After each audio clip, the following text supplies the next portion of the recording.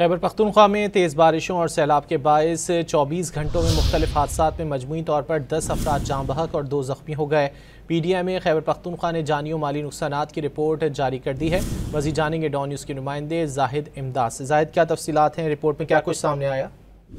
جی بالکل، خیبر پختونخوا میں مانسون بارشوں کا سپیل جو ہے جاری ہے۔ گزشتہ جو بارشیں ہیں 24 گھنٹوں کی رپورٹ جو ہے تبئی سے متعلق تو وہ سامنے آ گئی ہے۔ اب تک 10 افراد جو ہے اس میں جاں بحق ہوئے ہیں، جن میں 2 خواتین، 2 مرد اور 6 بچے شامل ہیں۔ اسی طرح سے جو گھروں کو نقصان پہنچا ہے تو 10 گھروں کو نقصان پہنچا ہے، جس میں 8 کو جزوی جبکہ 2 گھر مکمل طور پر منہدم ہوئے ہیں۔ اس کے ساتھ ساتھ ہی جو سب سے زیادہ متاثرہ اضلاع ہے تو وہ سوات، دیر، چترال، کوہستان ہے۔ اس کے ساتھ ساتھ ہی محکمہ جو موسمیات اور مزید جو مانسون کی بارش ہے اس کی بھی پیشگوئی کر دی ہے۔ جی بہت شکریہ زاہد امداد ان تفصیلات کے لیے۔